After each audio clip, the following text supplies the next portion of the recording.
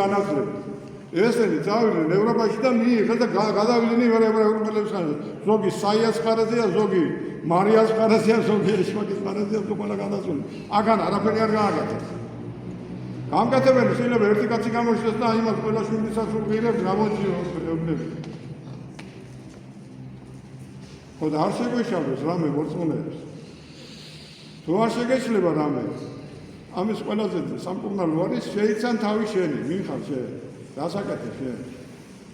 იქმნი იმას, რაც უფალმა გითხრა.